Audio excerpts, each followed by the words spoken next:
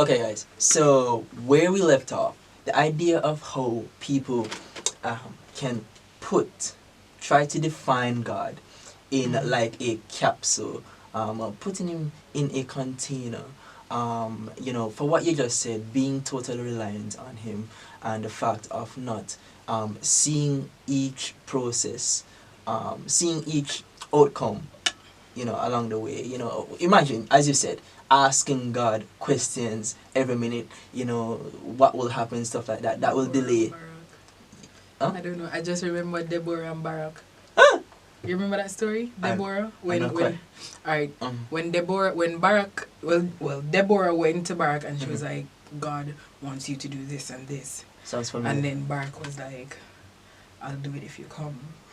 And then she's like, are you serious? Like, the fact said that God now gonna give victory in your hands. Like, he's gonna do it for a female. And back in the day, like, a female? Yeah, like, female wasn't considered as being.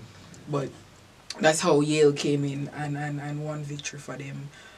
When she defeated the general for the, I think, I don't remember for the Amalekites or what. But yeah. Okay.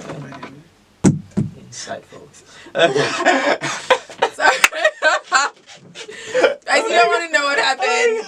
Okay. Anyways, continue. Yeah, but so just looking at God, looking at that, and we don't want to put God in that type of context, in that kind of view, and it's important for us to try to just hear the voice of God and run along and be obedient and run along with it, knowing that he has been reliable in the different ways that he has been, looking back at the Old Testament, how he has came through for the Israelites in so many times. So with looking at your thing, looking at your vision, right, I don't think, of course, you will have any doubt per se as to what you will actually do. Of course, it might come in certain times, because you will have problems and stuff like that.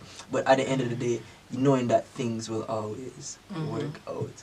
Right? I think, my doubt came before the ministry was fully established. Well, it's still not fully established, like it's still in its stage of infancy, so to speak.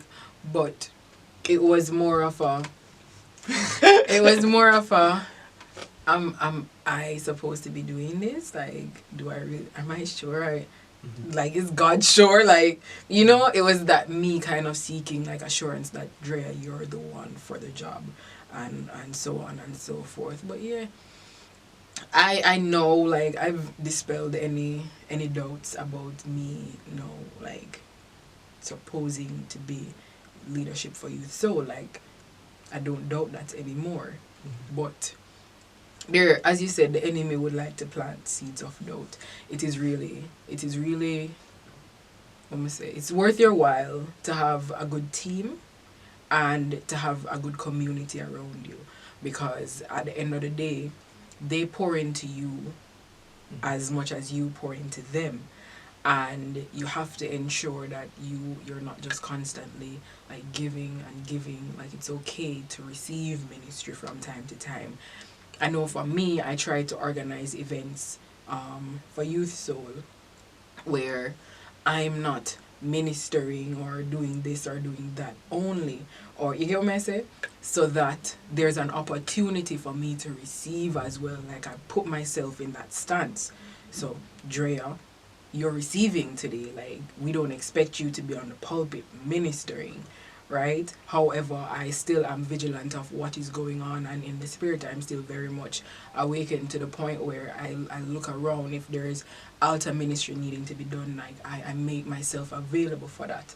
But I allow that to happen. That's cool. Yeah, man. In leadership, That's you cool. have to always think about that. Like, sometimes we feed everybody and starve. And yeah, but if you're starved, then you become emaciated like ribcage and everything are showing them something, like you're hungry, right?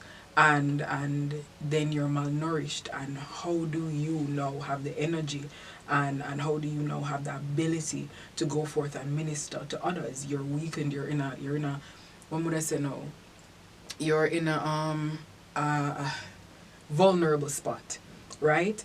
Because no, you're not at your peak. So we have to ensure that we seek the face of God like Jesus would often speak to his Father. We have to ensure that we put ourselves in positions where we are being fed, so that at the end of the day, when the enemy comes in to attack, we are well equipped and ready for warfare at any point in time. Tough, brother. All right, so man, that's true, man. It's for us to always being aware, of what's happening, and especially for those who are youth leaders, for those who are watching this, that's a good thought to actually have. You can't, you're really taking self out of the picture. And just moving Deny to how yourself. God would want you Take to up your move. cross and follow me. Follow me. Guys, we're gonna end this episode for today. We might have you back the next time, and speak about the whole fact of leadership and stuff like that, since you have went into that aspect. Yes. But guys, I do hope that from this short segment that you guys have learned something, and of course hit the like button, subscribe, comment, and of course share. Yes, thank you guys so much for watching, and do have a wonderful day. Bye. Can't get up and turn it off. Okay.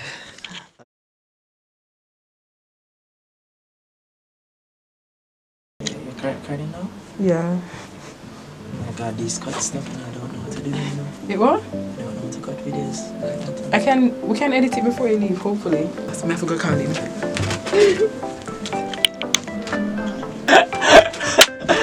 Okay. Alright. Let's stop. Sorry. Daniel, just do it. Is it safe for me to say? Yeah. It's your thing. You set the rules.